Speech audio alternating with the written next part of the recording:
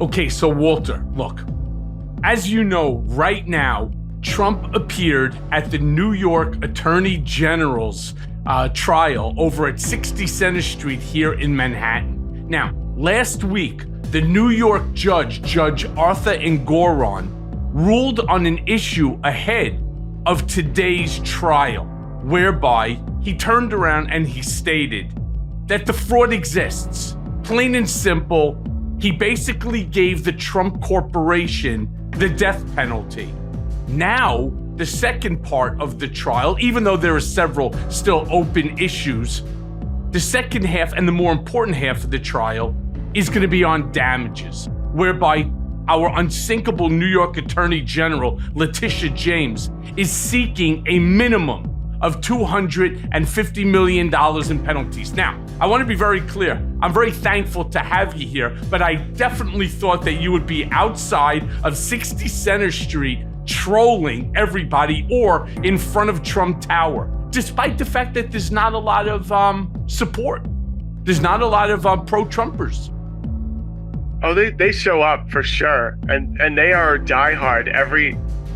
I have been to every single Trump courthouse appearance across the country. I was there at New York, I was in Miami, Atlanta, Washington, D.C. No matter what the charge is, it's all a big conspiracy. He's totally innocent. And no one can really tell me what the charges are, which is really comical. I think the one you're involved in, the one that you got, your life wrapped up in, the New York one. Well, that's this one as well. Yeah. That's this as well. I'm the central witness to both the Manhattan District Attorney's case, the hush money case, which starts in March of 2024, as well as I am listed as the sixth witness in the New York Attorney General's case. Yeah. And so it's comical that all of them are there to defend Trump, and none of them can really articulate as to, what the actual charges are, but it's just a setup. It's a setup because, he loves America too much. And it's, if the whole line is, if they can come after him, they can come after anyone. By the way, us. Walter, I'm the one who said that first. I don't mean to interrupt you, but that's the whole essence of my book, Revenge, how Donald Trump weaponized the United States Department of Justice against his critics. I turned around and I said, what I'm trying to explain is I have, and I continue to be, the first political prisoner held by my own country because I wouldn't waive my First Amendment constitutional right. All set up by Donald Trump by and through his willing and complicit Attorney General, Bill Barr. And I fight every single day because I truly don't want to see what happened to me, the violation of my constitutional right, ever happen to anyone, not Republican, not Democrat, not independent, no one. Yeah, it's funny. It's funny that you're saying it's a weaponization of law enforcement because it's sort of, that's what they're saying.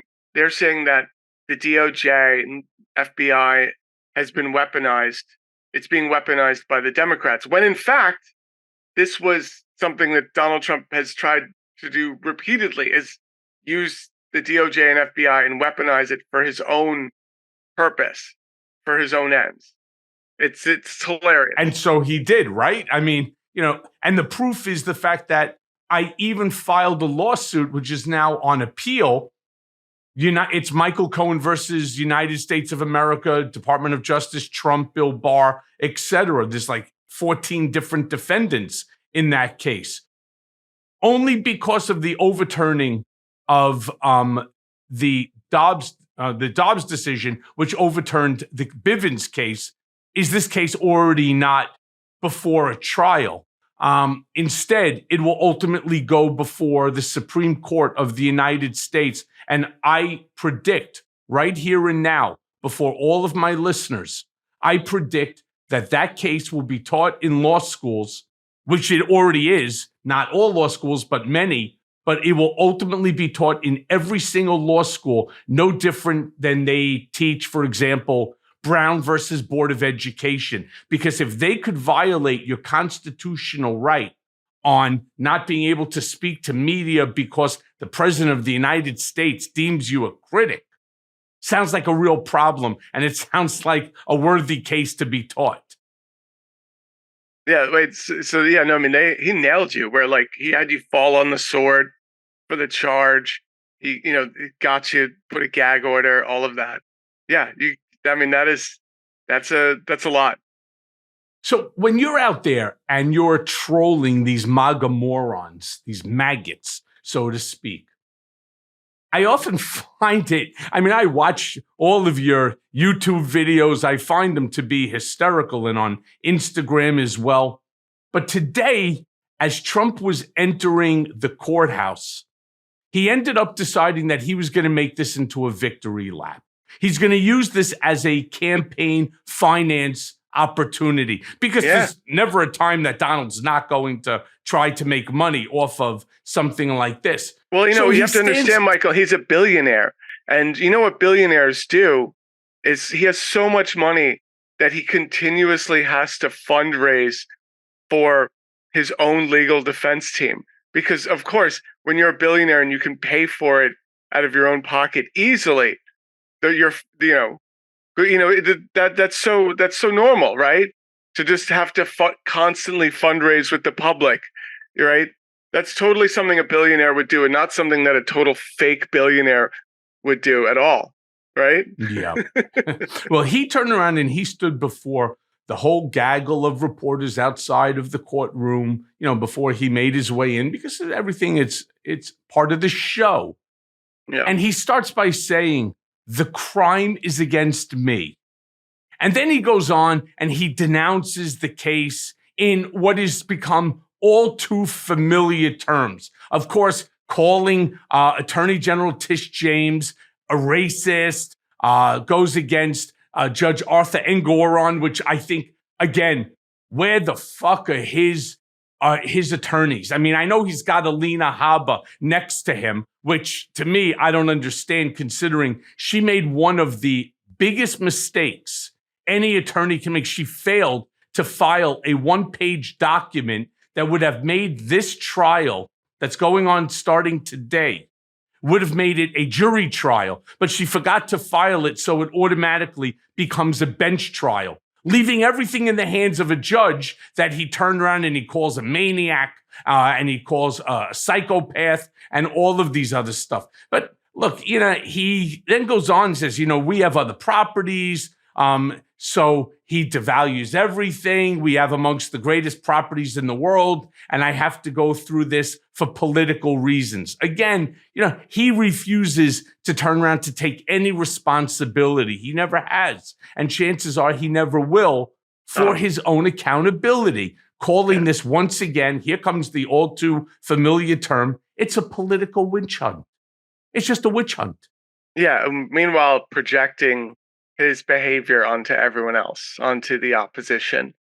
The opposition is, doing this unfairly. The opposition is doing stuff that's illegal. The opposition is weaponizing the DOJ and everything. He did. I mean, he's done this up and down. I mean, with the confidential documents, that was not publicized. He publicized it and then said, "Oh, look at the FBI publicizing it." And you're like, "What are you talking about?"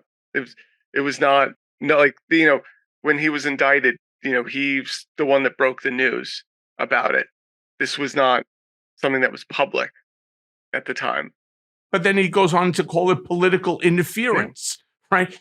Have you asked any of these MAGA morons about how the Biden administration is creating political interference, how they're using the DOJ, of course, to stop the Republican frontrunner because he's leading the polls, all the polls, every poll, right, by a lot? Well, that's their narrative. The narrative is he's such a threat. He's doing so well in the polls that this is the only way for the Democrats to sink him. I mean, which I don't think is actually a fantastic strategy, because the diehard MAGAs, if anything, they double down. They've all told me that they will vote for him from prison. Right? They will vote. The Secret Service is going to have to take him out of prison and bring him in to be inaugurated, and that's their narrative, right? So they are at any and let's be honest, the first charge is not that heavy of a charge. The falsifying documents, it's normally it's a misdemeanor, but it's a misdemeanor felony now. It's upgraded, but it's not as heavy as the other ones. The other ones are nasty. But to them, he's going to go away for years and years and never see daylight again. I mean, look, there's conspiracy to commit all sorts of different frauds that are associated with the business records and so on. It's a very interesting case. But something I would also like for you when you're trolling these idiots. This popped into my head literally last night. You're the first person I'm actually even discussing it with.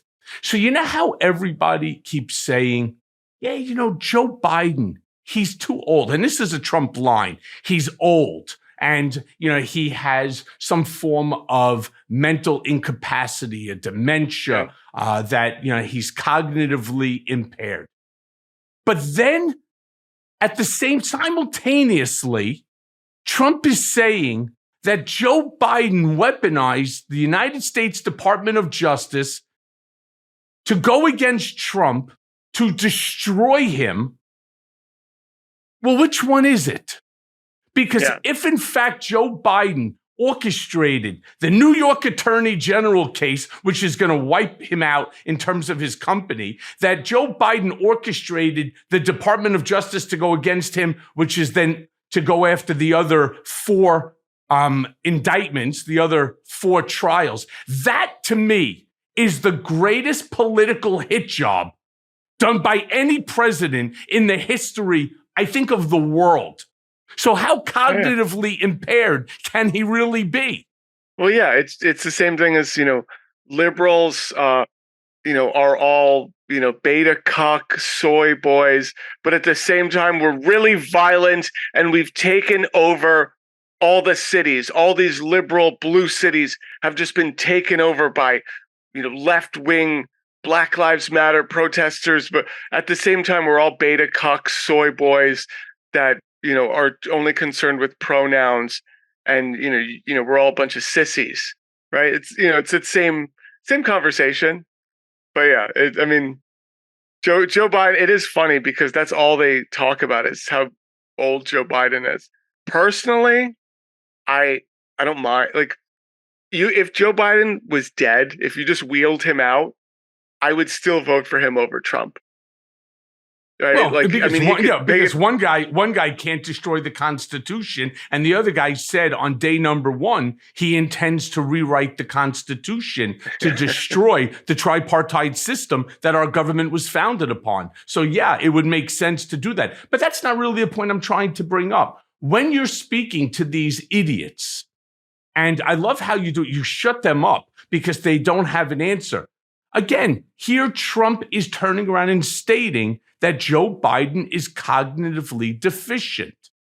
Now, he, of course, doesn't talk about himself. The fact that he's only 2.5 years younger than Joe Biden, slurring his words these days. But he says that Joe Biden is cognitively deficient. If that's true, and he's cognitively deficient, how did he orchestrate the greatest political ass-kicking ever? You have the New York Attorney General wiping out his company, basically his id, his ego, and his superego. And then you have 4 indictments, 4 criminal indictments, 91 criminal charges that could carry up to 717 and a half years of imprisonment. You're that giving to me me, a great again, bit. That's the greatest ass kicking I've ever seen. You're giving me a great bit where I have to now interview them and have them talk about what if old, how he's just not there. He's senile. So I have to interview them. They're going to tell me how senile he is. He's just checked out. At the same time, they're going to turn around and talk about. Well, then you ask them the question. Mastermind. You ask them the question. I have to get them to talk about. Yeah, that's a great bit, and I am totally going to do that the next time I go to another MAGA rally or Trump court appearance. I can't do that in New York because they tend to they actually recognize me pretty fast in New York. It's pretty funny. I have to like travel for it. I still get recognized, but it's not as fast That sucks. as New York. So yeah.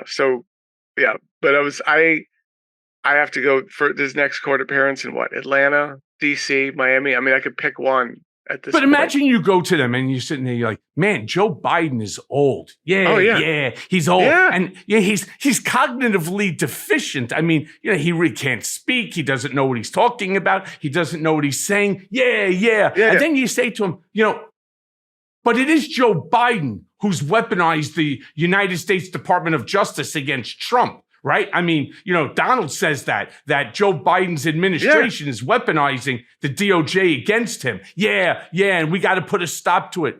Well, I got to ask you that. No. That's a great bit. The best way to end it is for them to tell me that Trump is still the president and he's still the acting president. Yeah, exactly. That is okay. Talk about that is the way to end it. So deficient. You're giving me a good like beginning, middle, and then end. Because I have no problem getting them to tell me all three things with like passion, right? I've made videos where they've said to me that he's still the president and that the entire world knows that he's the president. All the world leaders know that he is the president. And at the same time, I go, well, if he was still the president, the world leaders would respect us more. And they go, oh, of course. Exactly. Well done. I used to do something like that with the vaccine, where I would talk about how Trump doesn't get enough credit for the vaccine and how he really the rollout and all the bureaucratic hurdles because he's a businessman and did all that. And they're like, yeah. And I go, are you getting vaccinated? Absolutely not. They would just be like, yeah. Trump. I'd be like, oh, you're going to get vaccinated? No, absolutely. Like, you crazy? Never. And you gave me a great bit. I promise I'm going to use that. We're going to start with Biden is senile. He's total old. He's checked out. And then he has orchestrated one of the, biggest weaponizations of, the, law enforcement. And at the same time, Trump is still the acting president. Yeah, it's brilliant. Well, look, since we're speaking about this, the far right nearly succeeded in shutting down the government. So people like Charlie Kirk, I mean, he seems to be calling the shots and giving orders to the minions. People like, Matt Gaetz. And you recently wrote, law and order from the people that threaten civil war every time Trump gets a parking ticket. Do me a favor. It's fucking funny. It's, it's sad. I know it's weird, right? When something is sadly funny? Yeah. The fact that these people with 4 teeth and 3 brain cells actually believe this shit. And by the way, speaking about believing this shit, as Donald was driving up to the courthouse at 60 Center Street, they were putting out requests for people to donate to him in order to fight this. I just think it's sad, it's funny, but it's all stupid. So discuss with me how you see this all connected and how it trickles down. I honestly, because I feel like every time there are conservatives that, they genuinely believe in law and order. They genuinely believe in freedom of speech, and it's fine.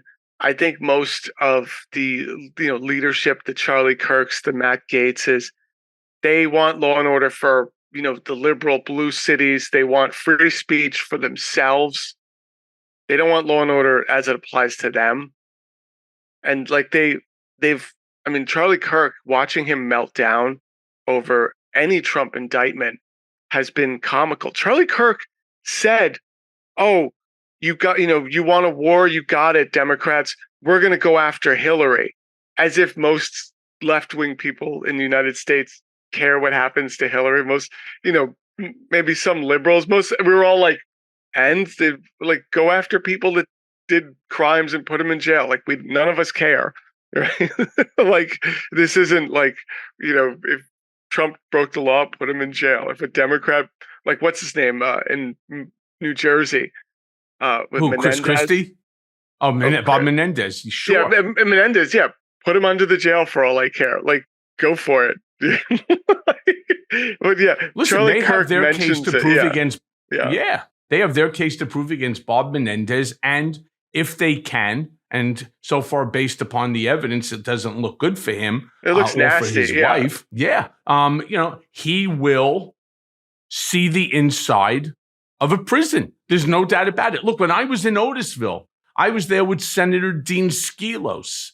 I was there with, who was a state senator. I was there with Joe Pericoco, who was the chief of staff to Andrew Cuomo for over 25 years. Unbelievable. Every morning we used to have conversations about the cases. And I remember saying to Joe, I just don't understand your case. And I'm not saying it because I happen to like him. He's funny as hell. And I happen to think he's incredibly smart. I was saying it because I truly did not understand fundamentally what the fuck the case was. I just couldn't understand it. What was his case? His case was that they claimed that he had taken some bribes and stuff like that, but he wasn't even working for the administration at the time. It's just not true. Ultimately, I believe that's how it was described, but ultimately what ended up happening, it was reversed, and his case was thrown out on appeal. So good for him. And it just goes to show you the shit that, like, the Southern District of New York, the guys like Tom McKay, Nick Roos, Andrea Griswold, right? All of these line prosecutors, they don't give a fuck about the truth.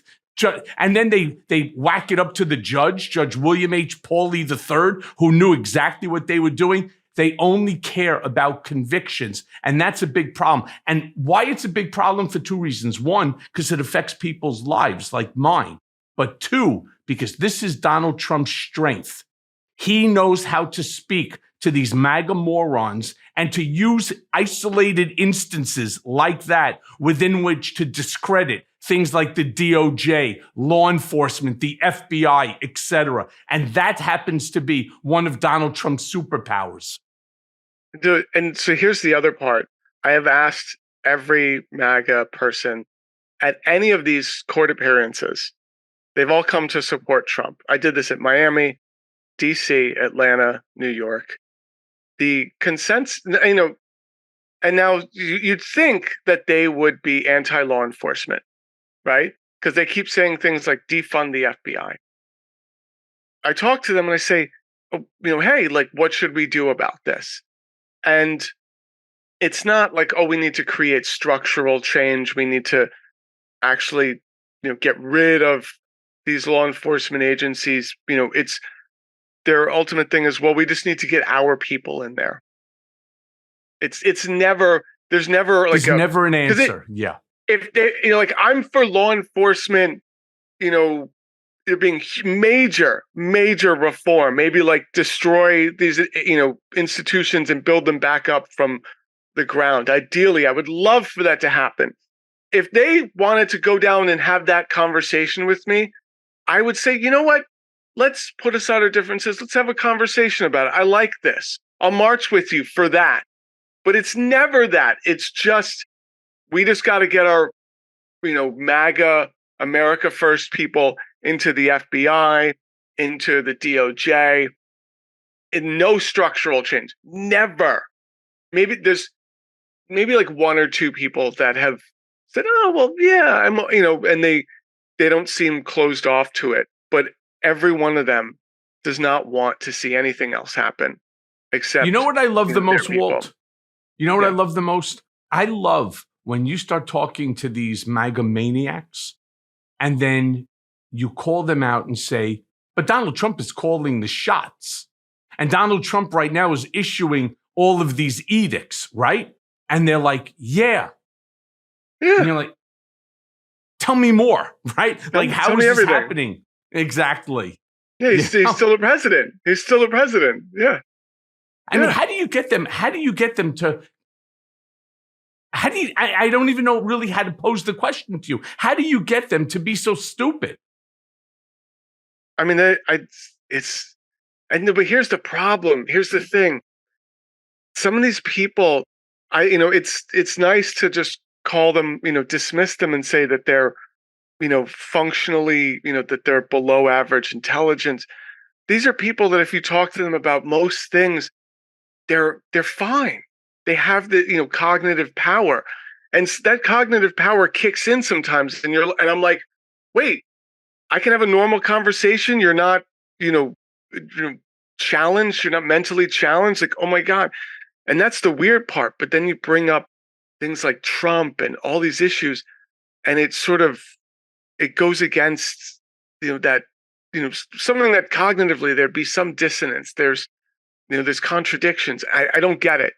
And that's what blows my mind, because I have these conversations. It's easy to get any of that stuff out of them. Trump is still the president. Trump's still running things. Trump is the best. Trump's doing it all, right? I mean, anything that is pro-Trump, they will be like, rah, rah. They'll, and then, and then you talk to them about something else. Sometimes they, the cognition kicks back in, and because there's a lot of bits I try with them that just don't work, right? I was like, hey, I did this one bit. It failed miserably. I said, hey, what do you think of Ted Cruz's plan to expand the Supreme Court? And this is while Trump was still in office, right? I wanted to see if they would just be open to expanding it if the Republicans.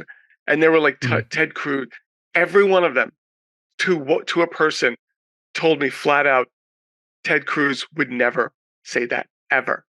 And I was like, okay. Wow. And I was like, it failed. And I was like, and to the point that they looked at me weird, like, why would you ever think that Ted Cruz would even say something like that? How could you be so stupid as to fall for some stupid rumor? And I was like, well, there you go. And suddenly, like, the cognition kicked in, and I was like, wow, I wish you were like this normally, So when I and that's what lets me know, okay, like, there's still a human inside of you going on. There's still something in there. So look, Matt Gaetz has now vowed to remove Kevin McCarthy as House Speaker. For what? Well, for daring to work with Democrats and to keep the government from shutting down, right? I mean, from ruining our credit rating, for shutting the government down, not paying government employees. Way to go, Matt, right? Do you think they'll succeed in removing him from power? And if so, who do you think takes place? Who takes his place? I mean, if Matt Gaetz is trying to get him eliminated, I'd imagine that I can't imagine who's going to take his place. Because every time the Republicans get rid of someone, they replace them with someone more awful. And I actually commend the Republicans for when they don't like someone in their own party, they're talking about primarying them. When I was at Capitol Hill on January 6th, they constantly, all of them were talking about how they're going to primary challenge all of the rhinos, the people that did not, support Trump's, election denial claim. And they were adamant about that. And, Democrats talk about, they're like, oh, well, I hope we can flip this district from red to blue or flip a district. They don't talk about going after the fake Democrats in their party. I honestly, I commend them for that. Now, I don't agree with anything. I think it's awful. I mean, if you look at the history, they replaced these sort of, Republicans. I thought the scariest people were during the time of W that, supported the war in Iraq and were all for this crazy stuff. And then they replaced them with Tea Party members, which those people sounded insane. And now they're replacing them with like Freedom Caucus, America First people, which honestly make the Tea Party people sound normal and rational. Like, they do this so often and it's terrifying. Every time they kick someone out, I'm like, oh yeah, I hate Kevin McCarthy. But I'm like, whoever's coming to replace him is just going to be like satanic. Yeah, look, I mean, Kevin McCarthy's in a no-win situation because any one person, it was part of the deal that he made to get the speakership. Any one person could move to have him removed. Yeah. And look, I have to say this. I give Kevin McCarthy a lot of credit for doing what he did. He went against that MAGA right base, and he did the right thing for America. I mean, I can't believe that I'm actually going to give a prop to Kevin McCarthy. He did the right thing for America. Could you imagine all of the members of the armed services don't get paid? All the federal workers don't get paid. Only essential workers have to go in. Last time it cost Michael, us like $8 billion. They don't get paid, but the Senate and Congress, they all get paid. Oh, they get paid. They get a check. Remember, do you see that interview with the congressman who's still going to get paid? And he was like, hey, these other people, shouldn't expect a lot of sympathy from us. Meanwhile, he's like, yeah, I'm still getting a check. Yeah, I mean, it's fucking gross. They really are. But, Walter, one of the conspicuous victims of this latest shutdown attempt is the complete absence of funding for Ukraine, right? If you can, because, again, you speak to so many of these MAGA maniacs. What is this far-right obsession with punishing Zelensky in Ukraine? I mean, do you think that it's for Zelensky's refusal to play ball with Rudy Giuliani in digging up dirt on the Bidens? I mean, which ultimately led to Trump's second impeachment. What is their fascination, their obsession with fucking over Ukraine? I had this amazing conversation. I can send you the video. I was outside Trump Tower interviewing people, and I spoke to this Ukrainian woman, and she loves Trump, loves him, like totally pro-Trump. And I was like, oh, well, you must be totally for Putin taking over Ukraine. She's like, no, that's my country. It should be independent. And I keep going back as to like, well, no, but I'm with Fox. I kept telling her I was with Fox News, and that I was like, oh, I'm with Fox News, and we don't want it to be independent. We want Putin to be in control. And she's like, why? And I kept talking about the corruption and the Azov battalion. She's like, so we don't deserve to be independent? So what do you mean? And I couldn't understand it. And it is the weirdest thing. I think everyone there just loves Putin. They really just love Putin. I don't think they're against war per se, because I don't think that's kind of a Republican platform, is to be against a war. They say they are. I don't think they are. I don't believe that. It's sort of a weird... I don't understand. It's sort of the far left Russian, and the far Ukrainian Americans. Yeah. I don't understand the Cubans that are all pro-Trump, like the ones in Miami. We don't want another socialist country. We left our socialists. In fact, you go, well, we left a communist country. What do you think that Donald Trump is going to make of the United States of America if, in fact, that he returns to power? And I brought this up the other day, and I brought it up when I was on set at MSNBC. And I'm not joking here. I do truly mean it. And it's not me trying to be hyperbolic. It's not me putting words in the Mandarin Mussolini's mouth. These are his own words. He stated the second that he becomes president, he is going to rewrite the Constitution. He's going to strip the judiciary branch and the legislative branch of their co-equal power. All right, under the Constitution. Basically, what he said is that he intends to confer all power to the executive branch. By doing so, who are you really conferring power to? Yeah. The President of the United States of America, right? The chief executive, which now gives him, as he had said so many times in the past, the president is like the king.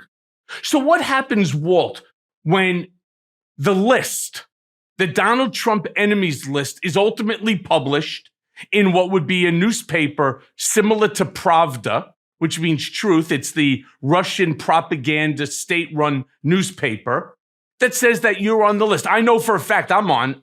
It's published in Epoch Times, Newsmax, OAN, RBSN, or Right Side Media. Yeah.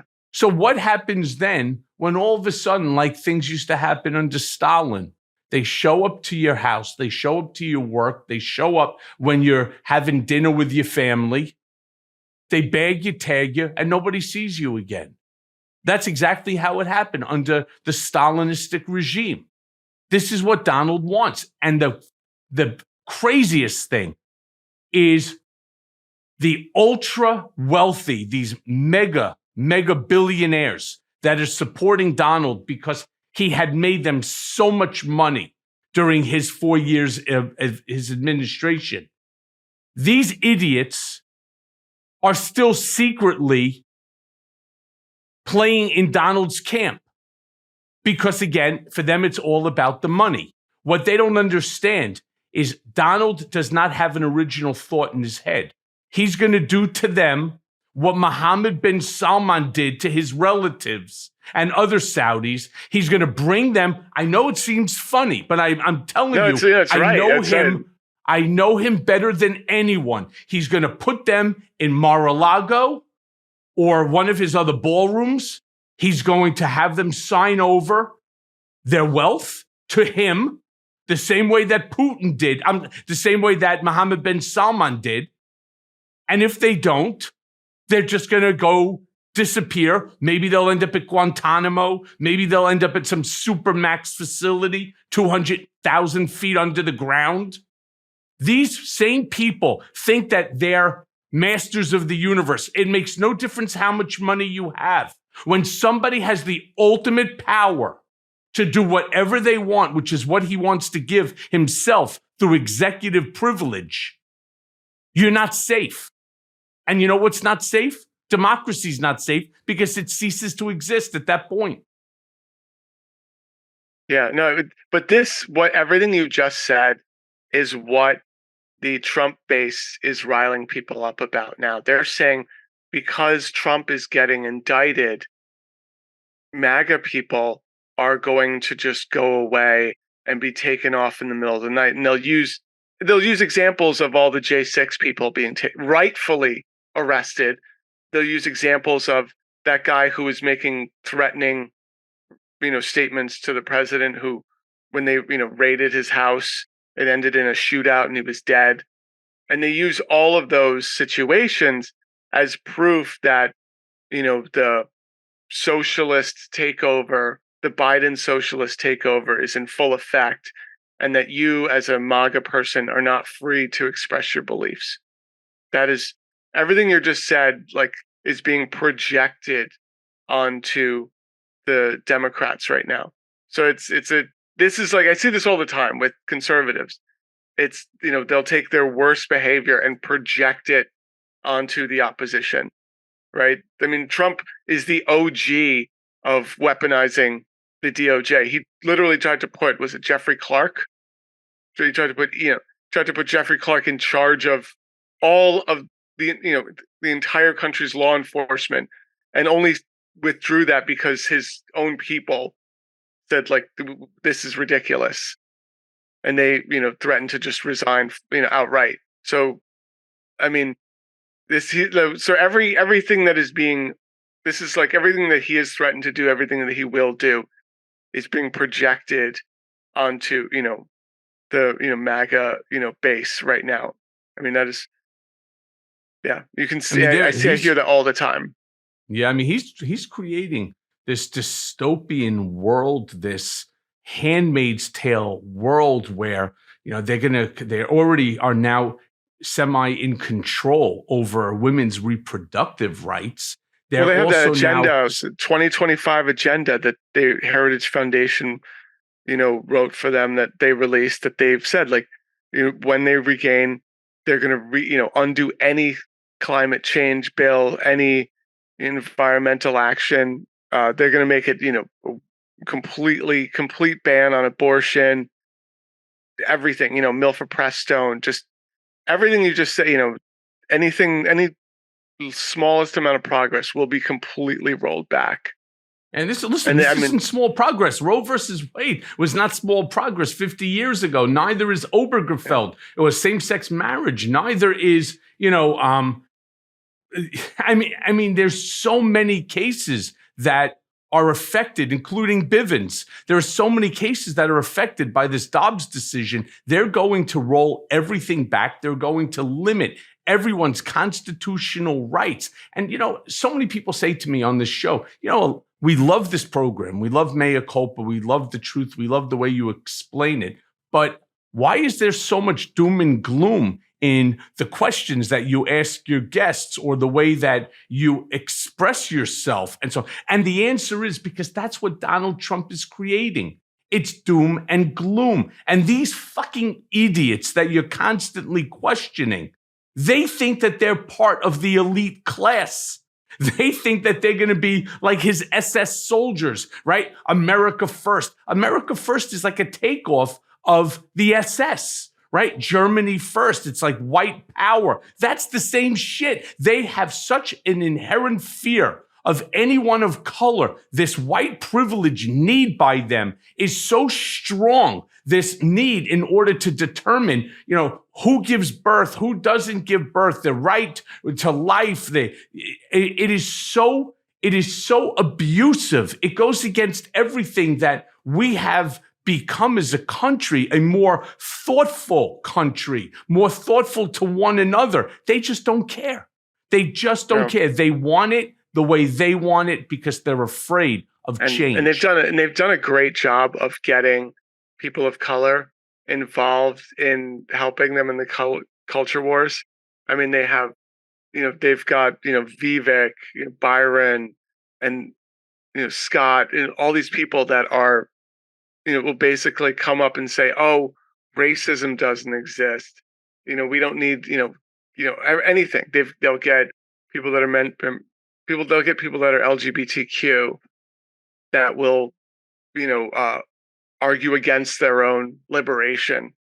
It's kind of amazing to me. I'm like, they get these people. Come on, Walter. Few people. I mean, they get a few. They few get a people few. on the other side believe, Tim Scott. Few people believe, that Trump is not anti-LGBTQ. Yeah. I mean, few people take a look at Vivek Ramaswamy as anything other than a snake oil salesman. I mean, he's like the Indian version of Beavis. I mean, it's fucked up. To me, I think he's the funniest guy on the stage. I actually enjoy when he would speak at the debates because everything he says I find to be so stupid and it's so outlandish.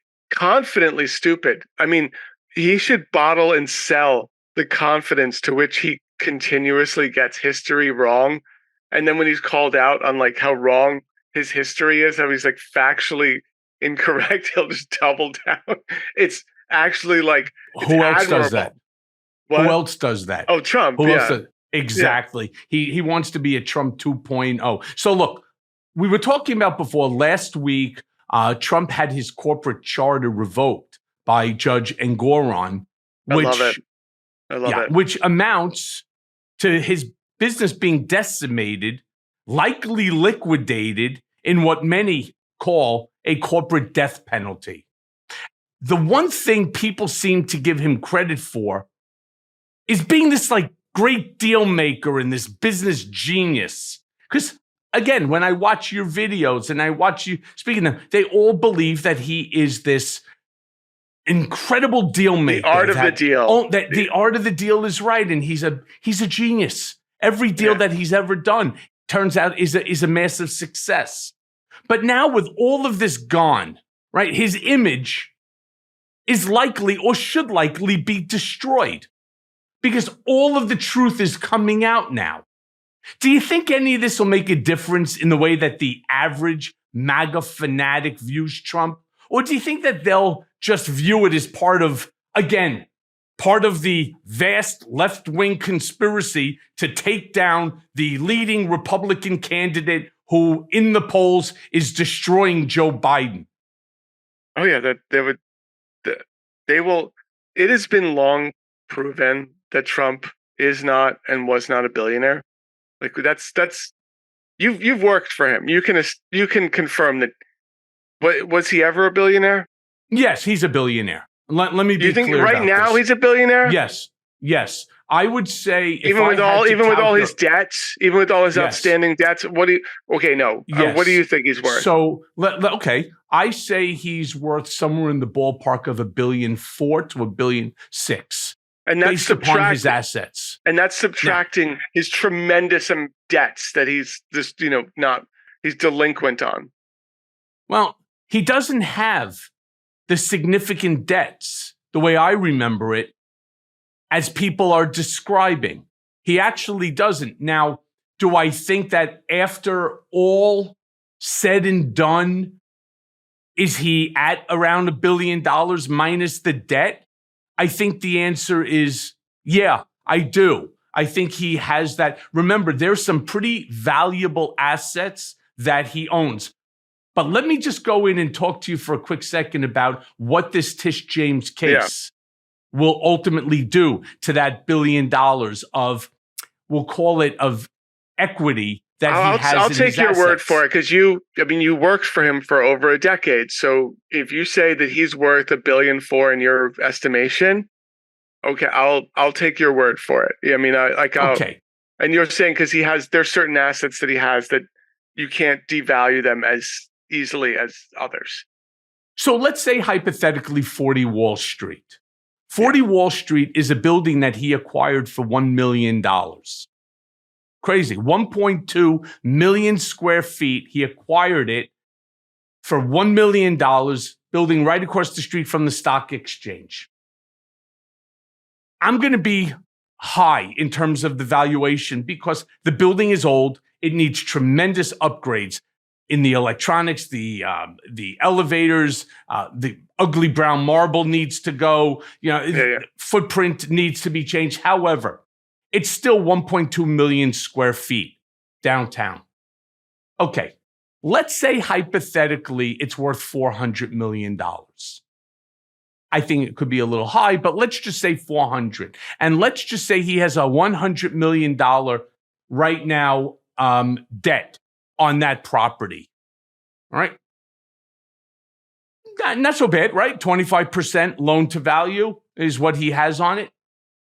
When that building gets forced into liquidation and sold, even assuming that somebody comes in and buys it for $400 million, he doesn't get $400 million. He has to pay tax on the delta between the basis, how much he bought it for, and what it was sold for. So he, in essence, has a $400 million capital gain. And he doesn't have the ability to 1031 because it's going for liquidation to pay whatever the amount is that's owed to Tish James, the state of New York, pursuant to this case. So if he sells it for 400, he's in New York, city, state, federal tax applies, it's 50%. That's $200 million that would ultimately come to him or to the state to pay off, minus the 100 in the mortgage, assuming it's only 100. So he has 100 million in order to offset whatever the amount is that will be determined by Judge Engoron. So you understand the point I'm trying to make here? That's a valuable asset because of the size and the location. Now let's talk about, for example, the golf courses. Golf courses don't have that type of value. Wait, no, you're good at this. So the biggest debate right now is how the Attorney General said that their valuation of Mar-a-Lago is $18 million. Do you agree with that? That's not exactly what they said, Walt. And a lot of people are making this mistake. What they said is that the assessed value on the property is like $23 or $26 million. And he was going for 18 or to 20 and so on. The assessed value, and if you own your home or you own an apartment, fee simple absolute. This doesn't work for co-ops. It works for condos or for a home, which is also, of course, a fee simple absolute. You own the block and lot number. Every year in your tax bill, it says assessed value. That assessed value is a number that, to be honest with you, I don't know where it comes from. It just comes from a computer. And then there's an algorithm that's used in order to determine what your tax base on that block and lot number is. He's claiming that the assessed value is less than the 26 million, which he then, of course, will get the benefit of a lower real estate tax base. You understand? If, in fact, the property was worth, as Eric Trump said, who's the dumbest of the three, that it's worth more than $1 billion. Trump has said the same thing. Then clearly so in running the Trump, in being the head, in running the Trump organization for over a decade, you think Eric Trump is the dumbest? I thought it was Donald Trump Jr. No, actually, Don Trump Jr. is probably innately the brightest of the three kids. More than Ivanka. I thought Ivanka was the smartest. Is the most. No, she's the most prepared. She won't do an interview unless she has all the questions in advance and then practices the whole bit. Don Jr. is actually innately the brightest, but he's fucked up. Ivanka is the least fucked up and the most like her father. She's good on camera, and especially when she's well prepared. But my point is, it's the assessed value that is the issue. It's just so if you were to put that on the market, if you were to put that on the open market, it would sell for, because they're saying, oh, this will sell for $1 billion or hundreds. So the answer is it's not true. It's not true. You see, what Donald does is he conflates multiple things, and he conflates them in order to ensure that whatever it is that he thinks becomes a reality. And he thinks if it's worth $1 billion, well, just look at the land value in Palm Beach per acre and look at the size of his property. So start doing it, not to mention the building itself, built by Marjorie Merriweather Post, one of the most magnificent buildings or homes that were ever built, especially during that time. It is not a residence. It is a commercially zoned property. He cannot look at residential real estate prices in order to make that valuation. In fact, he has no knowledge of anything. And if you want a true appraisal, you should actually go to a licensed appraiser and have them give you a valid appraisal. But he doesn't want that. He wants to tell them what the value is, and he conflates a ton of things, whether it's zoned R for residential or, commercial. He'll tell you that he could chop the property up into 20 different parcels, and each parcel will sell for, $25 million, that he has a $500 million land valuation. First of all, how are you getting the property zoned? There's no zoning right by you. On top of that, Donald doesn't even own the property himself. Every one of the members, there's like 300 members, every single one of them posted a bond. So the first thing that has to happen is, if in fact the property gets sold, all the bondholders have to get their money back. That's the way the bond works. So he's conflating everything. Yeah, it's a lot of land. Yeah, his golf courses in, whether it's Washington, whether it's in Carolinas, whether it's in New Jersey, New York, wherever it is, yeah, there's a lot of land. Golf courses, and generally range between 250 to 380 acres for a good golf course. They are not zoned for development. It is a single-use zone. So if you're going to sell, for example, Trump National in Briarcliff Manor, or Trump Bedminster, which used to be the DeLorean estate, you would have to try to convert it back to a residential property to sell it. If you're going to sell it as the golf course that it is, you have to look to see what's the profitability. And these golf courses have no profitability. So what's the value? Oh, yeah, I'm going to pay $100 million for a golf course that loses money every year. Sounds like a good investment to me, right? That's not how it works. But I want to ask you this, because this is something that's been on my mind for a while. You spend a lot of time fighting back against Moms for Liberty. Oh, yeah. First of all, tell my listeners, who are they, and from where does their power derive? Okay, so Moms for Liberty, they're fun to make fun of. People like to call them Planned Parenthood, Moms Against Literacy, all of that.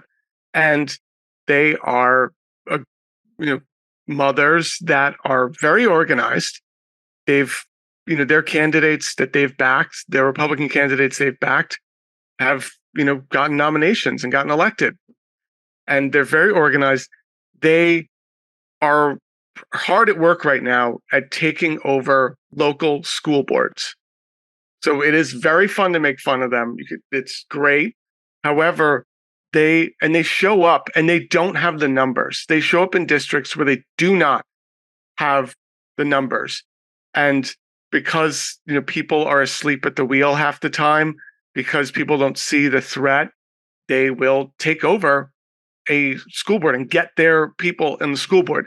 People think it's about critical race theory. They think it's about critical race theory. They think it's about gender ideology. They think it's about trans women in sports.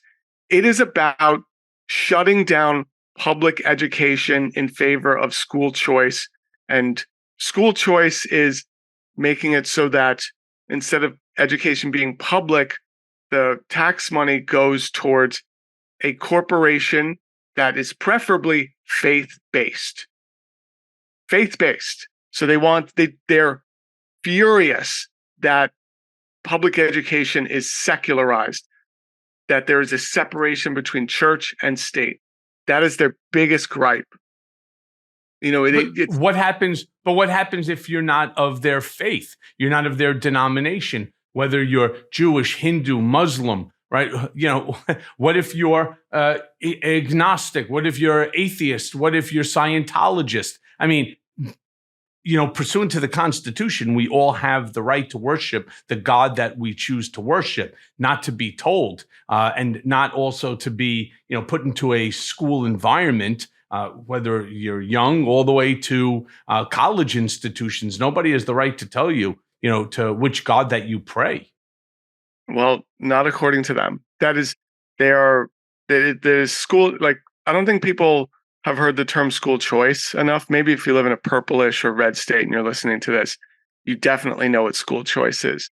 But school choice is what's being instituted right now in Texas and a lot of red states. They're trying to defund public education. They're furious that public education is not controlled by religion. That is the basis. It's not, and they're very effective. And here's what they also do. They sometimes don't announce themselves as Moms for Liberty at these school board meetings. And when they're campaigning, it's always some, local thing. Right now, there's a huge, huge election coming up for Central Bucks County in Pennsylvania.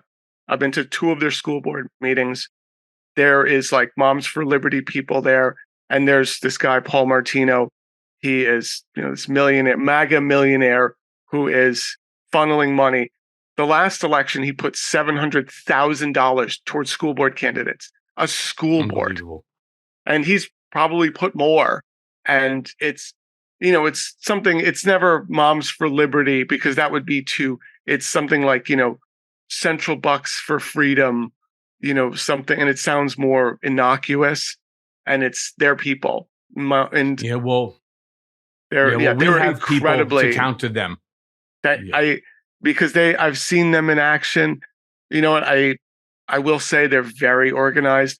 I went to their thing in Philadelphia, and it wasn't a bunch of MAGA flag waving people. They were quiet and getting down to business. They were there to focus and talk about how to, take these tools and bring them back to their community. And it's, they believe every single, conspiracy, World Economic Forum is trying to indoctrinate our kids to make everyone trans nonsense, Yeah, so to put an end to this sort of nonsense, I've actually agreed on October 11th. I'm speaking along with others at this thing called Cooper Union NYC. There's a Trump summit that's going on, and I'll be a speaker. Congressman Jamie Raskin, Robert De Niro, Mary Trump. I mean, it's a real headline. It's called Cooper Union NYC. If you're in the area, you should definitely stop by as my guest. But I can tell you something. We have to battle back against this whole topic. Wait, what day? What's the date? The 11th of October. I definitely want to be. I definitely want to be your guest. I want to be able to interview people and platform them. If you can get me in, we got to talk about that. Done. And that's a done deal, Walter. You deserve it. So look, the hour goes by very, very quick. I have one last question for you. You released this, what I thought was hysterical video recently at this anti-immigrant MAGA rally, where you told the crowd that your father was a scientist who who immigrated legally from Argentina, happens to be my grandmother's birthplace, after World War II, and that you wanted a country where people wouldn't tell you that slavery was bad, right? The whole thing was pretty bonkers. I mean, but surprisingly, it drew massive applause. So I'm curious, when you troll these groups, considering I just asked you to join me at Cooper Union NYC on the 11th, do they ever figure out who you are? And if so, do you have folks that follow you or threaten you on a regular basis? Because I do. So yeah, they figure it out. There was one time in Long Island. The funniest thing is I've been all over the country. The two places that terrify me the most are Staten Island and Long Island, which is comical. Like I was on the steps of Capitol Hill during like January 6th, and like I felt less safe at school board meetings in Long Island. I remember they tossed me from a school board, and I told security, I said, if you're going to toss me, can you just walk me to my car? Like, so I can just, get in my car and just get out of here. Cause there were there's one time I got chased out of some place in Long Island, and I like dove, jumped into my car, went the wrong way in the parking lot. I've had that happen more than once in those places. Cause eventually during halfway through the speech, some kid will be like, oh, I follow him on TikTok. He's not with us, or he's not with you guys, or like, and it's always funny when I get them to applaud. It's because it's one thing to just make fun of them. It's another thing when I give them their talking points and then they applaud and say, oh, like we agree with that. And meanwhile I've said something. Because that's not just context. That's not me editing. Like no, I said something insane. You applauded it, and you applauded it in real time because you thought, well, he's obviously with us. I love those the most. So Walter, listen, let me thank you for joining. And let me just plug my my podcast. It's coming out in the next few weeks. It's called We Are Not Journalists. My friend Maximilian Clark and I, we travel the United States and we ask the questions that journalists are too smart to ask. Right? So I'm a comedian. I'm not a journalist. However, I know how to talk to most people in the United States better than most press does. That's how I came up with the idea, because I thought like I would be at these events and watch media come and try to interview these people. And I was like, that's not how you talk to a MAGA person, idiot. They're not going to react. They're not going to give you a straight answer for that. So I was frustrated. And so I created this show called We Are Not Journalists. It's not to be taken seriously as journalism. However, it should be insightful, and it's dropping soon. So just look for it. We Are Not Journalists. You got it, my friend. Stay safe, and I will be seeing you very soon, like sometime next week. Oh my God. Thank you.